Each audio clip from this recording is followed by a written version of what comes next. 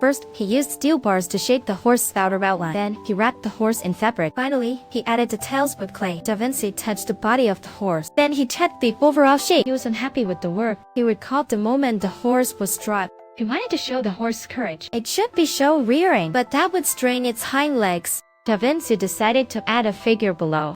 This would solve the uneven weight distribution. His assistant reminded him they had been working late. And the deadline is this week. We're working now as just unrealistic. Da Vinci had his reasons. Everyone labored through the night. While Da Vinci was busy, lead actress Nina struggled. Bernardo saw her secretly meeting Da Vinci. That look was hard to ignore. Bernardo chose to leave on his own. Shauna is alone now. No one to depend on. Luckily, the Duchess is very fond of her. She kept her after all, but the Duke still admired her beauty. The Duchess tells her, tonight, the Duke will have dinner with her. Just the two of them. The Duchess even sent 2 outfits for her. The Duke's intentions are very clear. The Duchess feels helpless too. Only her husband is pleased. Can her life be easier? Shauna is at a loss, so she consults Da Vinci. But Da Vinci cares not for love.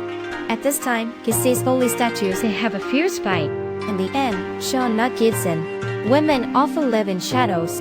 A word from a man can instantly ruin them. What can she do? She must sacrifice herself. Da Vinci is still busy with his statue design. So he brought in the model, Arto. Arto is keen on art. So Da Vinci has him stay to help. With everyone's joint effort, the statue is now complete. The Duke walks around the statue. He looked closely. He was unhappy with the product. I want a grand statue that creates legend. You gave me such a tiny thing. I am taller than it. Angered, the Duke was ready to leave. Leonardo quickly called the Duke. He explained this is just a rough shape. The final product will be 8 times larger. The apprentices were lost. We have no idea how. Seeing the Duke wavering. Please let the Duke lie down and look up. Then the Duke found out. From this angle, the horse transforms an ordinary person into a giant. The Duke was surprised. He chose everyone to help Leonardo. But a month later, Leonardo realized something was wrong. Enlarging the statue means amplifying its flaws. He couldn't tolerate his work being imperfect. His aide took him to the butcher. Here, Leonardo observed closely. He saw the horse and sides. He quickly sketched the details. He would later enhance the detail. Just as he was nearing completion, an accident happened. The French attacked Milan. Duke's command? All bronze used for the statue was to be reclaimed for weapons repurposed. Watching his hard work about to be destroyed, Da Vinci hurried to find the Duke. Just then, the Duchess died during childbirth. The Duke was in mourning. Da Vinci showed up. You have entered my sorrow. The Duke neglected his whims. He ceased work on the statue. He sought another way to honor his wife. Da Vinci painted a mural, which would later be famous. Meanwhile, Nala saw the Duke's nephew. The nephew, still a minor, had to stay in his room daily, watching his lowly silhouette. Nala stepped up to talk. She learned the Duke was just filling in for his nephew. Once the nephew comes of age, he will be the new master. Just as Nella wanted to have a drink, Bernardo stopped her just in time. He meant to pour her another glass. He spilled wine all over the floor. Nella sensed something was off. Clearly, they didn't want her drinking. So when Bernardo was gone, she wanted the last of the wine, yet she was turned down again. This wine seemed soft. That afternoon, trouble occurred.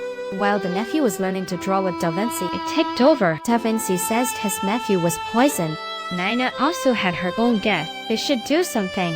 That night, Da Vinci was sent to teach his nephew. He was told no one could visit without the Duke's go-ahead. Visiting is not allowed. Da Vinci quietly crept into the next room. He saw the doctor adding drugs to the water. Once the doctor left, Da Vinci hurried in, ready to take his nephew away. But the nephew had already stopped breathing. Da Vinci shouted for help. Someone come quick! Help! I'm drowning! When the doctor arrived, the nephew was already dead. Nina learned of this.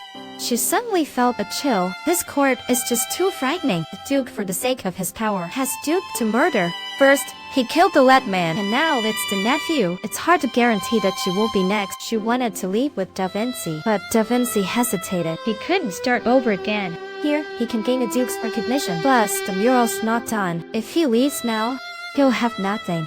He won't be able to burn fame. Nina feels completely lost. She left the palace, returned to Florence, found a job.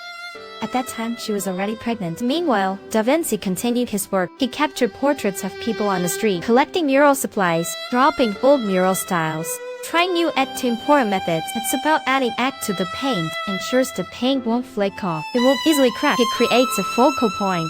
This is the vanishing point. This point extends outward. The mural people see will merge with this room. as if dining with Jesus.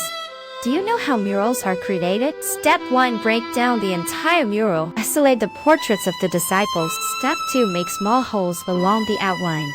Step 3. Place the images on the wall. Use a jar to hold them. Step 4. Use colored paint for stamping. Finally, connect these lines. The mural's outline has emerged. Da Vinci shared the scene of this painting. Jesus at supper. One of you will betray me. What Da Vinci captured was the other disciples' reactions to this news. The expressions showed people trying to paint. For this work, Da Vinci has not rested for a week. Any small mistake would anger him. With each progress made, Da Vinci would watch closely to ensure every detail was perfect, but he noticed an issue in the painting. If anyone stood up, they would hit their head. The ceiling painting is too low, but the student said it's just a painting. The figures in the painting won't stand up. No one would think of this angle, but Da Vinci would not allow flaws in his work. Ignoring the students' pleas, he wanted to restart. Students had to follow. Everyone worked together. Some handled mixing the paint, some prepared the base on the wall, and others painted on the mural. After a period of effort, the mural was nearly finished. But trouble soon followed. The French invaded. Without warning, one of Da Vinci's pupils fell. This was a signal for him. All supporters of the Duke faced death. They called to end the murals. Their lives were already at risk, yet Da Vinci insisted on finishing. The assistant left in anger. 2 months later, the mural was complete, and the French had fully entered the city. They smashed Da Vinci's statues.